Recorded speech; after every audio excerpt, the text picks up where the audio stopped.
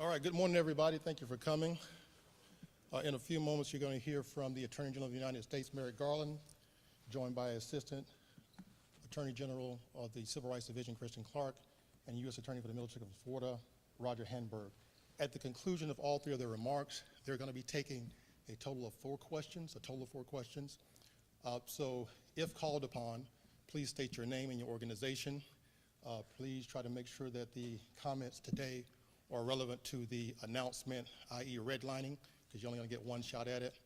Any information not covered today, as the press conference begins, you're going to get a copy for you who RSVP'd. You're going to get a copy of the formal press release, the announcement, and any pertinent court documents that you can't get here today.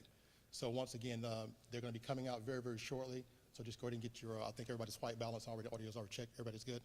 All right, so this is your 2-minute warning. Thank you.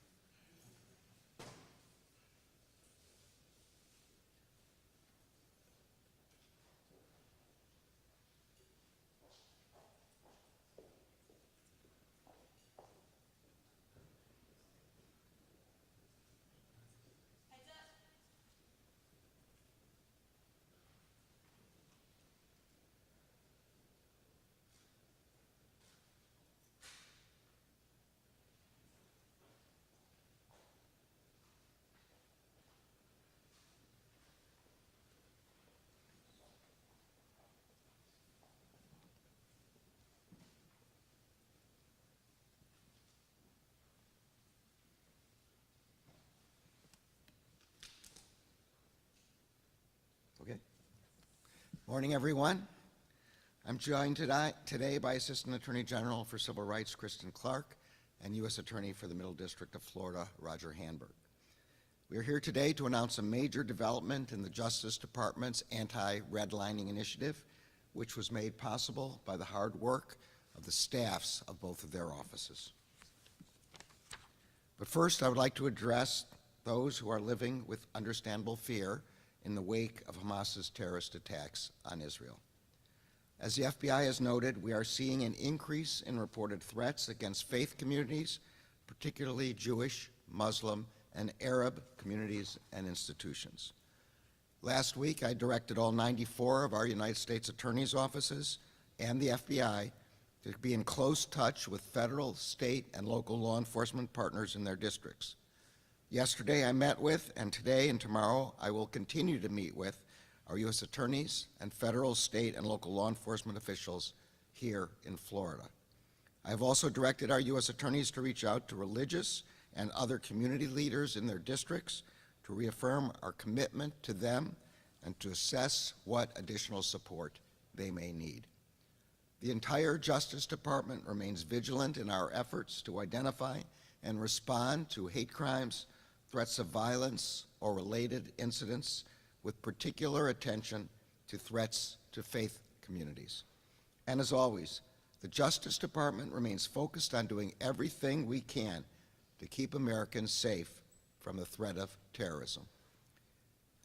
We are here today to announce Ameris Bank's agreement to enter into a consent decree regarding our allegations that the bank engaged in redlining in violation of the Fair Housing Act and the Equal Credit Opportunity Act. Redlining occurs when lenders deny or discourage applications or avoid providing loans in neighborhoods because of the race, color, or national origin of the people who live in those neighborhoods. Our complaint alleges that the bank denied or discouraged home loan applications and other credit opportunities and services in major Black and Hispanic neighborhoods here in Jacksonville. As a result of our investigation, we have reached a settlement agreement with Ameris. If approved by the court, the bank would pay $9 million to expand access to credit opportunities for residents of Black and Hispanic neighborhoods in Jacksonville. This investigation is part of the Justice Department's Combating Redlining Initiative, which I launched 2 years ago this month. Once this agreement is approved, the initiative will have secured in total more than $100 million for communities across the country that have been harmed by discriminatory lending practices. Our complaint alleges that the bank located its branches in specific areas of Jacksonville to serve majority white neighborhoods and to avoid serving Black and Hispanic neighborhoods. This included failing to open even a single branch in majority Black and Hispanic neighborhoods in Jacksonville, despite having opened 18 full-service branches in other parts of Jacksonville. For example, we allege that in 2019, Ameris closed 2 of its Jacksonville branches as part of its so-called efficiency initiative. Ameris had identified both of those branches as having, quote, minority populations, quote, higher than nearby branch locations. One of those branches, which was located within what Ameris called the, quote, urban core of Jacksonville, was the closest branch to most of the city's majority Black and Hispanic neighborhoods. That branch was closed despite the fact that Ameris itself rated it as one of the, quote, best financial performers of all of its branches across the United States. Ameris did not close any branches in the majority white areas of Jacksonville as part of this so-called efficiency initiative. In another example, we allege that in 2020, Ameris sent out a, quote, free checking mailer that the bank said was targeted to low and moderate income areas in majority minority neighborhoods. Ameris mailed out over 22,000 postcards with images of white models to 13 zip codes in Jacksonville. Not one postcard was sent to a single resident in a majority Black and Hispanic neighborhood. Between 2016 and 2021, other lending institutions comparable to Ameris generated loan applications from residents of majority Black and Hispanic neighborhoods at over 3 times the rate generated by Ameris. The majority of the $9 million in relief that Ameris will pay under the consent order will be in the form of loan subsidy funds. These funds can be used by residents for down payments, to lower their interest rates, or to make home improvements that will increase the value of their homes. In addition, the settlement requires Ameris to open or acquire its first full-service branch located in a majority Black and Hispanic neighborhood in Jacksonville. That branch will be located on the St. Johns River in a retail-oriented, visible location. In a few minutes, Assistant Attorney General Clark and U.S. Attorney Handberg will provide additional information regarding the Ameris settlement.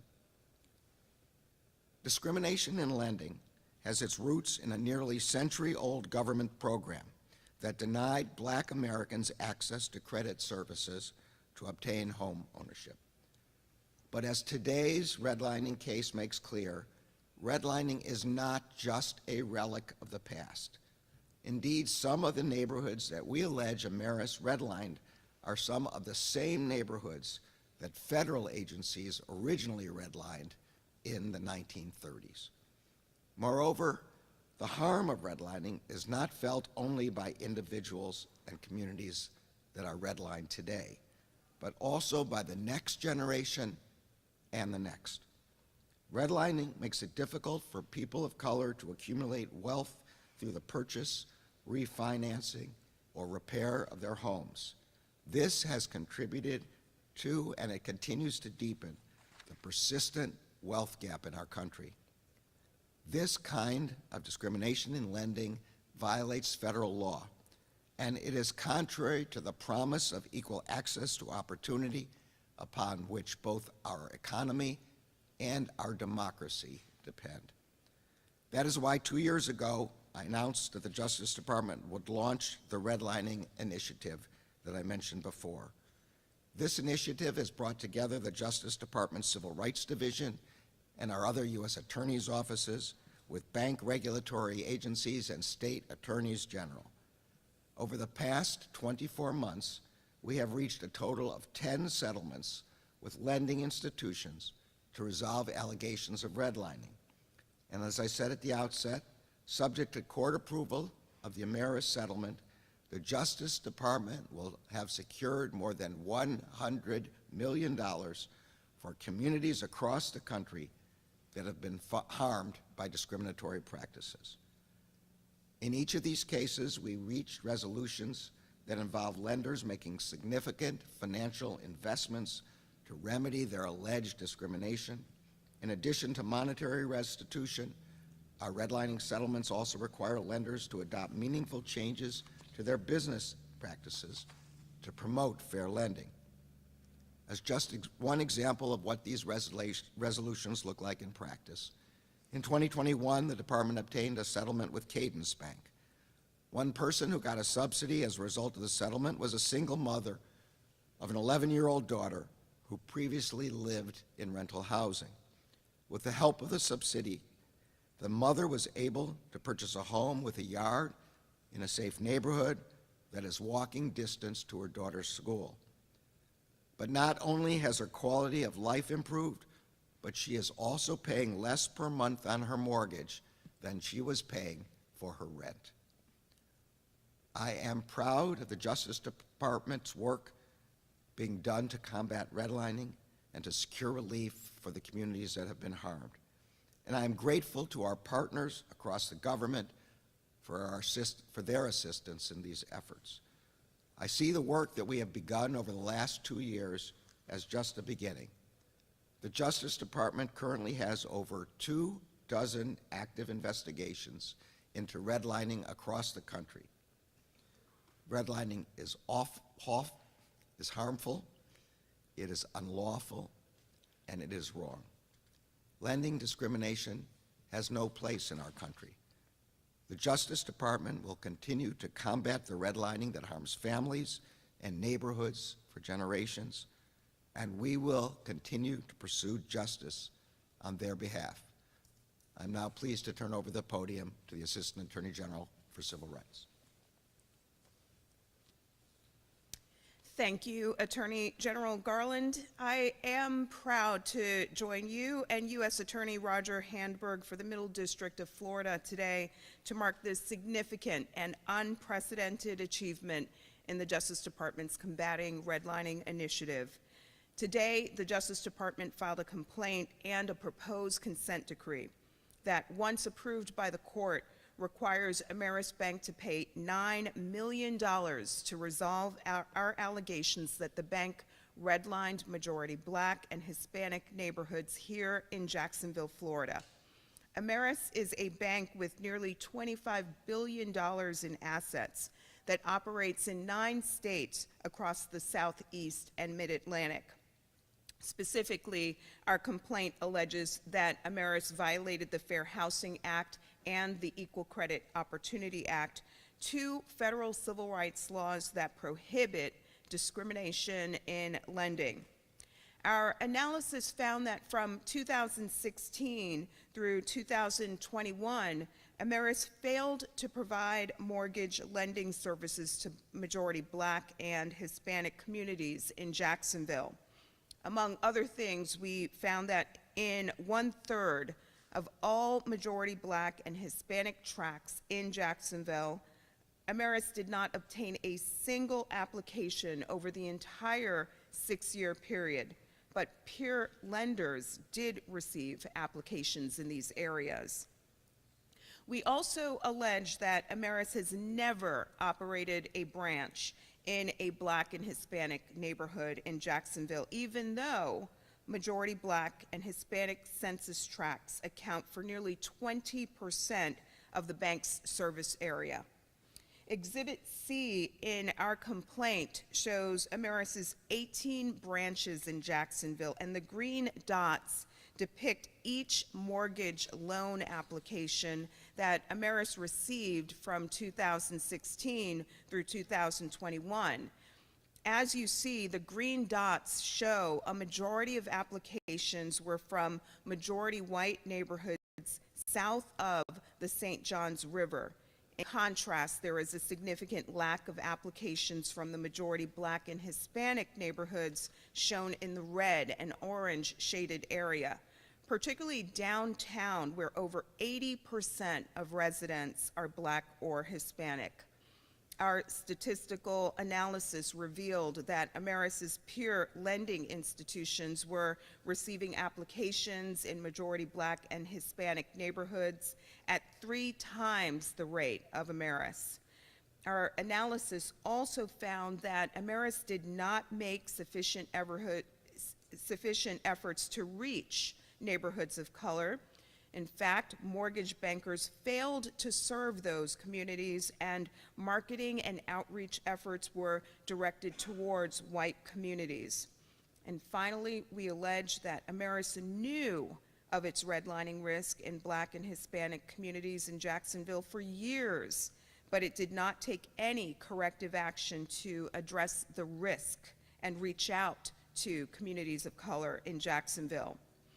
As Attorney General Garland explained, there is a direct connection between historic redlining and modern day redlining that highlights the devastating effects of race discrimination that becomes entrenched in a community and can reverberate across generations. Redlining has a significant impact on the health and wealth of these communities. Home ownership has been one of the most effective ways that Americans have built wealth in our country. And when families can't access credit to achieve home ownership, they lose an opportunity to share in this country's prosperity.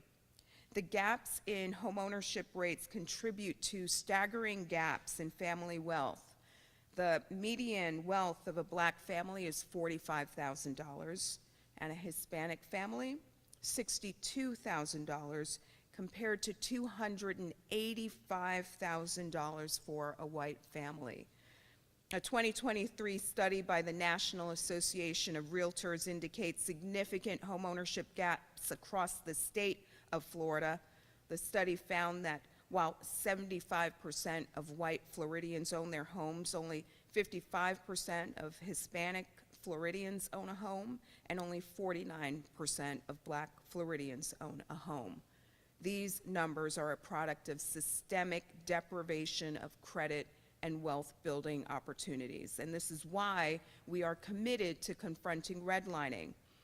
The resolution that we have secured here will provide the strong remedies necessary to promote racial justice and equity to underserved communities of color in Jacksonville. And I want to highlight one critical component. Under this agreement, Ameris will provide a $7.5 million loan subsidy fund to help borrowers in Jacksonville who live in underserved communities access home loans. This is transformative relief that will unlock the door to home ownership and intergenerational wealth for residents of communities of color here in Jacksonville. It's important that we're making this announcement here in the city of Jacksonville, a city that has a long history of civil rights advocacy. It was the home of James Weldon Johnson, the renowned and accomplished civil rights activist, prolific writer, and former leader of the NAACP. It was also the site of civil rights protests dating all the way back to the early 20th century, where residents boldly organized and participated in protests and boycotts of the city's segregated streetcar system. Decades later, in the 1960s, Black protesters participated in lunch counter sit-ins, even at the risk of physical violence and abuse, including the infamous Axe Handle Saturday attack. I hope that this announcement builds on that proud tradition and fuels ongoing efforts to ensure full equity for all. We're sending a message today. Banks and mortgage companies need not wait for the Justice Department to come knocking at its door. We encourage financial institutions to proactively assess their redlining risk, and immediately take corrective action to reach underserved communities in their market areas. We will not stand idly by while financial institutions avoid communities of color in their markets or erect barriers that make it harder for residents in underserved communities to receive lending opportunities. These communities have waited far too long for equal credit opportunity, and they are entitled to equal access to credit that the law demands now. Combating redlining is one of the most important strategies for ensuring equal opportunity today. By taking on the discriminatory lending practices of banks and mortgage companies, we're helping to ensure that more Black, Hispanic, and other communities of color are able to buy a home, generate wealth, and fulfill the American dream. This settlement marks a new pinnacle in our efforts to bring an end to redlining and provides tangible relief to communities that have been starved of access to credit for far too long. I want to thank colleagues in the Civil Rights Division of the Justice Department and here in the Middle District of Florida for their work and efforts. I also want to thank the City Teen Center for hosting us this morning. I'll now turn the floor over to U.S. Attorney Handberg to provide more information about our resolution with Ameris.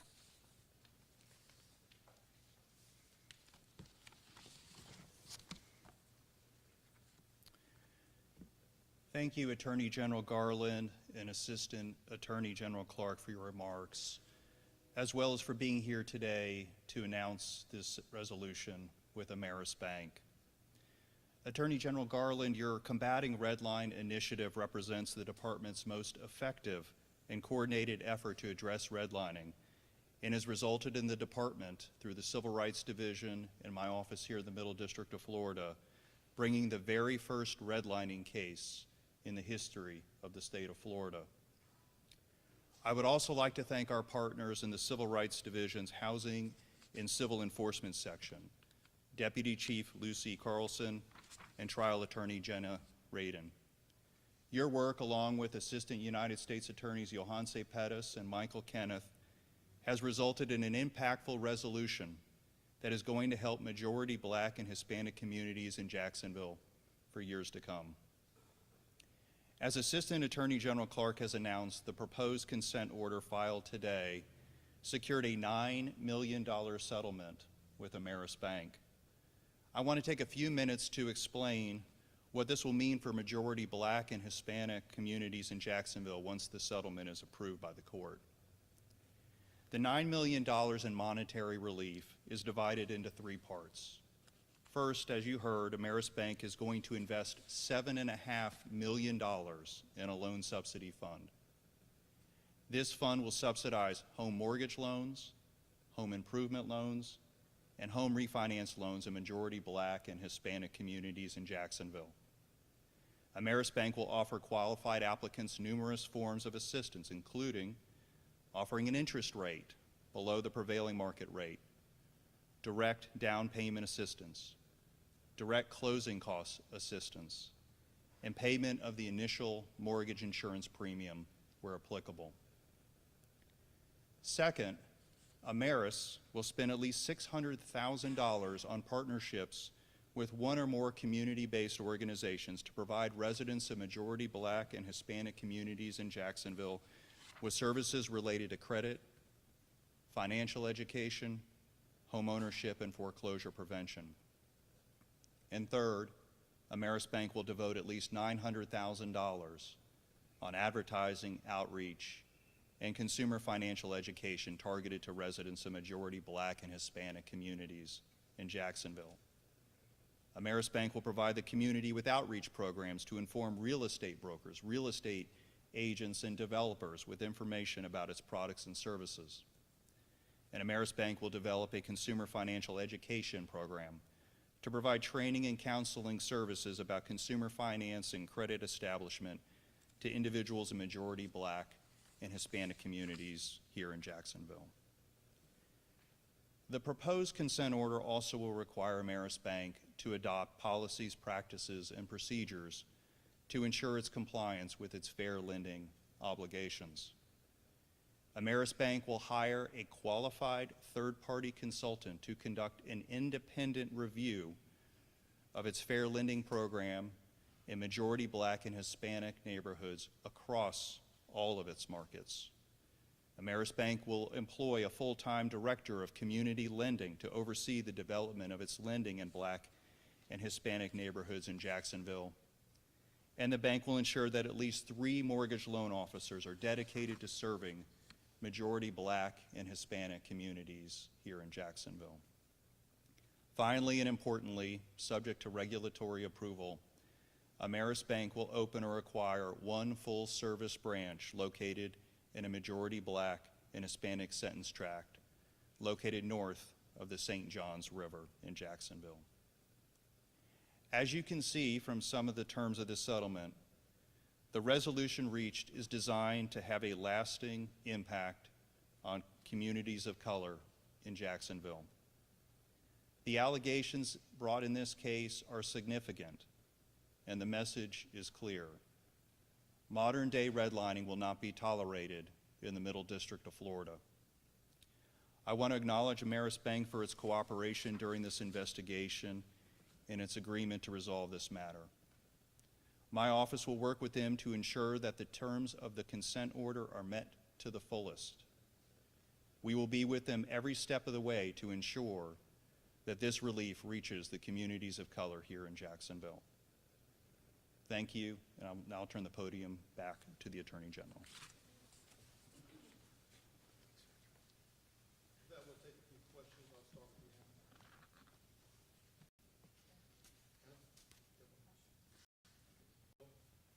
Will Brown, WJCT News in Jacksonville today, here in Jacksonville. Attorney General Garland, how specifically will eradicating discrimination in lending help shrink the wealth gap that is prevalent in Jacksonville? And how many people does the Department of Justice expect this benefit will help? So as a general matter with respect to the wealth gap, on a very significant part of the way people build wealth in this country is through home ownership, through repair of the homes, through improvements of the homes. If you can't have home ownership, you lose a major asset that everybody else in the country uses to build wealth. And I'm going to let Roger talk specifically about Jacksonville. It's going to have a great impact here in Jacksonville, and so one of the things that we have done in this settlement to try to give meaningful relief to as many people as possible is we have a $20,000 cap on the subsidy, and that's in time. And we specifically chose that amount to pick something that would have a meaningful benefit to the people here in Jacksonville, but that would allow for as many people as possible to take advantage of the benefits for this settlement. Thank you.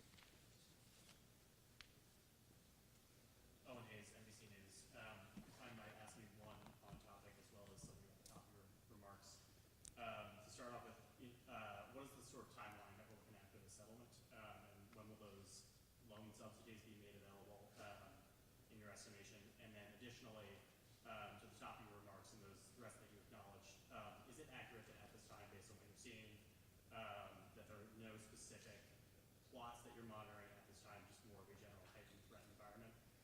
Well, I'll take that question first, and I'll let Roger answer the specific ones. As I said, and as all of you have seen, there has been a significant increase in reported threats all across the country. And I met yesterday with law enforcement. I'll be meeting today and the following day with law enforcement across Florida, both state, local, and all 3, state, local, and federal, to be sure that we are adequately prepared to meet all those threats. And I want to let Roger answer the specific question. Well, the first step in terms of when the subsidies will come out is the approval of the proposed orders. So we filed the complaint this morning with the proposed order, and so nothing will happen until the judge reviews that and has an opportunity to enter it.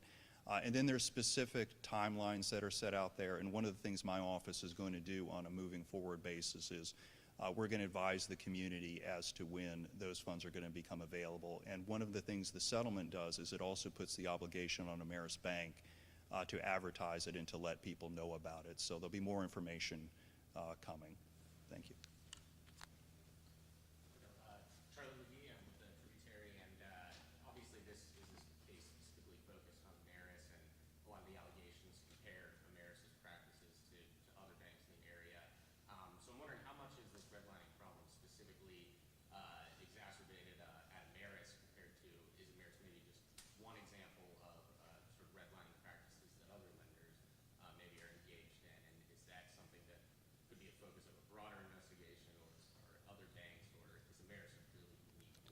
Yeah, so as I said, this is a nationwide Combating Redlining Initiative. We've already had, I think, 10, is that right? Consent orders entered against other banks. I think we have another 20 or so pending open investigations. So this is not just a Jacksonville problem, not just an Ameris problem. We are looking all over the country with that respect. We have time for one final question. Anyone else? Taylor, Alexis? Yeah, I wanted to bounce off because Taylor was first. So one to bounce off this question: will we be hearing more of these banks here in our area? So for that, I'm going to let you talk to Roger again, and then to Kristen, I think. Well, as the Attorney General has trained us very well, we don't talk about pending investigations. And I would imagine if we get to that point, it's going to happen very similar to what happened in this case, which is one of the things we're going to do with these redlining cases is when we do have them and when they are sustained, we will let the community know about them. But I can't comment on anything else at this time. Thank you. And as the Attorney General noted, we are fighting redlining across the country. We have secured settlements from coast to coast, including against banks in Los Angeles, Houston, Memphis, Philadelphia, Newark, Columbus, Ohio, Tulsa, Oklahoma, Rhode Island, and now today here in Jacksonville.